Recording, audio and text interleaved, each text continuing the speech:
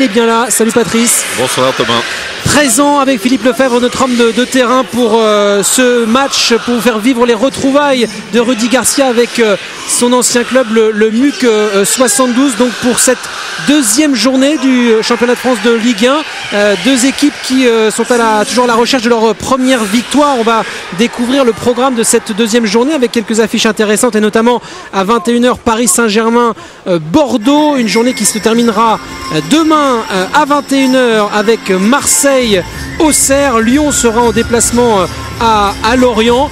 Alors le classement évidemment après une journée est juste symbolique, hein. Ceux qui ont gagné sont devant. À noter tout de même que l'Olympique de Marseille avait frappé un grand coup d'entrée, tout comme l'Olympique Lyonnais. Les favoris sont au rendez-vous, hein. Regardez ce classement. Lyon est devant, Auxerre, les Girondins de Bordeaux, Grenoble, le promu, petite surprise.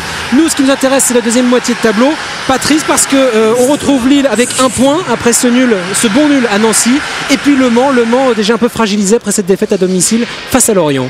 Oui, deux équipes qui ont besoin de connaître un petit peu les joies de la victoire. Donc ça va nous faire un match très intéressant avec les retrouvailles aussi de Rudy Garcia et de son ancienne équipe. Donc beaucoup d'émotions ce soir certainement pour cette nouvelle entraîneur du LOSC. Ouais, 2 mois après avoir quitté la Sarthe, c'est la Sarthe qui vient donc retrouver Rudy Garcia pour sa première ici à Lille. Philippe Lefebvre l'a rencontré. Regardez les poignées de main, les retrouvailles de Rudy Garcia avec ses anciens joueurs.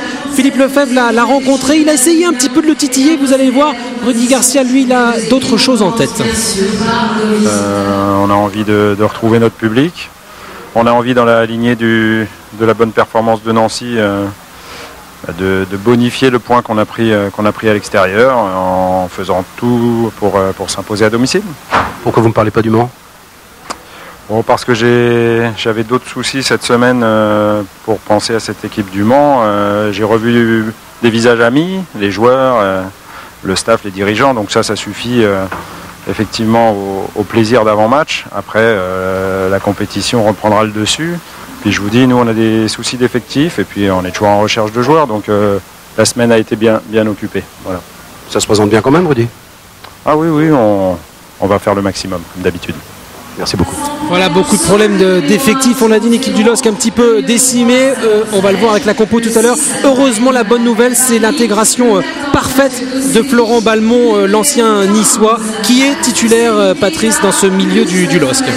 Oui, une équipe du LOSC qui a d'abord dû faire face à une recomposition de la défense avec la suspension de Adil Rami. Heureusement, Francard, qui lui était suspendu, rentre. Donc on aura une charnière centrale Francard-Beria, et ensuite sur les côtés à droite Debuchy, à gauche Taforo, milieu à 3 avec Johan Cabaye, Mavouba et Balmont.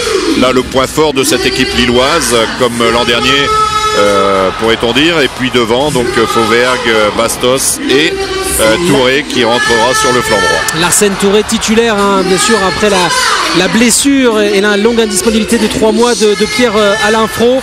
Lille ce soir face à des Manceaux qui ont un petit peu un sentiment de revanche par rapport à leur première journée. Ils se sont sentis frustrés, ces Manceaux. C'est vrai que c'est une équipe en pleine reconstruction. On va découvrir ou redécouvrir ces nouveaux visages. Vous avez Thorsten Elstad, hein, celui qui a empilé les buts en Norvège avec Bran Bergen, et qui on le présente comme le nouveau Elmander, hein, dans la Sarthe. Et puis aussi Anthony Le Tallec, c'est quasiment aussi une recrue, hein, au Mans. Oui, Anthony a besoin, après je dirais un départ très précoce à Liverpool, a besoin de s'établir. Là, il a signé son contrat au Mans cette année. Il semble vouloir s'établir quelque part et prouver toute la valeur qui était la sienne au moment du titre de champion du monde avec les moins de 17 ans. On va aussi découvrir un autre international norvégien, le petit milieu de terrain Fredrik Stromstad. On attend beaucoup son jeu en profondeur du côté du MUC 72. Et puis bien sûr, tout cela emmené par un ancien de la maison qui est revenu au Bercail, c'est Fred Thomas, promu capitaine. Oui, Fred Thomas qui après quelques saisons à Auxerre est revenu retrouver son ancien formateur Yvon Bertucci, qui a pris la suite de Rudy Garcia au Mans. Et donc cette équipe du Mans là aussi a dû être reconstruite. Bon, derrière c'est quand même une certaine stabilité avec Camara et Ball sur les côtés, Cerdan et Géder, mais Géder était déjà arrivé l'an dernier.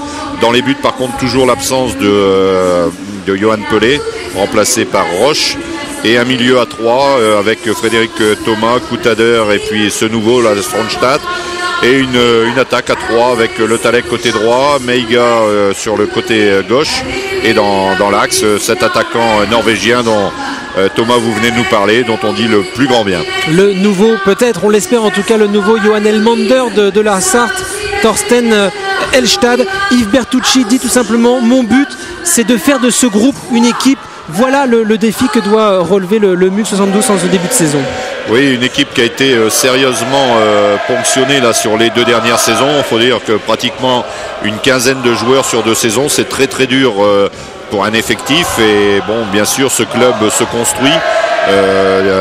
Frédéric Thomas disait qu'il n'avait pas retrouvé je dirais les mêmes choses au niveau installation, que le club avait grandi, mais dans le même temps beaucoup de joueurs sont partis et il faut stabiliser l'équipe au niveau de L1, et c'est toute la mission et la difficulté de la mission de Bertucci au MUC cette année. Ouais, on rappelle les départs de Demelo, Matsui, Yebda, Romaric, Cessignon, Calvé. Marco Bacha pour l'instant est toujours au Mans en attente de son transfert au Lokomotiv Moscou, qui n'est toujours pas effectif. Et à noter qu'un nouveau joueur devrait arriver au Mans, c'est Roland Lama, un milieu offensif gauche international espoir belge, qui jouait à Anderlecht, qui avait été prêté à Roda où il a marqué beaucoup de buts la saison passée. Pour l'instant on reste prudent, mais les clubs sont d'accord, et ce milieu offensif gauche devrait arriver en début de semaine prochaine pour pourquoi pas remplacer Daisuke Matsui. Les joueurs sont sortis du vestiaire. Vous avez entreaperçu Florent Balmont. On va peut-être rester un petit peu, alors que le stadium Lille Métropole chante pour cette première du LOSC cette saison 2008-2009. Allez, on va retrouver Tilu pour une première interview. Salut Tilu. Ouais, salut messieurs, avec Fred Thomas. Fred, c'est le premier déplacement. Quelles sont les ambitions de votre équipe ce soir? L'ambition, c'est de pas revenir en bredouille. C'est de faire un bon match, et un bon match passe forcément par un résultat nul ou positif. Donc on va s'atteler à cette tâche-là et essayer de faire le meilleur match possible. Alors justement, comment il faut le jouer ce match? Il faut le jouer comme on a joué Lorient, avec un peu plus de rythme, mais surtout moins d'erreurs. Et puis jouer notre jeu, pas se préoccuper de Lille, et essayer d'aborder le match du bon côté, bien commencer le match, parce que je pense que ça va commencer fort, et après faire valoir ce qu'on sait faire, tout simplement. Merci Fred, bon match, merci. Et le MUC qui doit absolument remporter ces duels, parce que la clé du match, elle peut se situer au milieu du terrain notamment.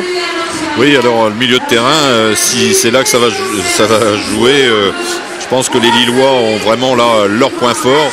De l'autre côté, c'est quand même, je dirais, une reconstruction après les départs de Cessignon et Romaric, donc ça fait beaucoup. Et donc avantage à Lille dans ce secteur-là pour moi avant le début du match.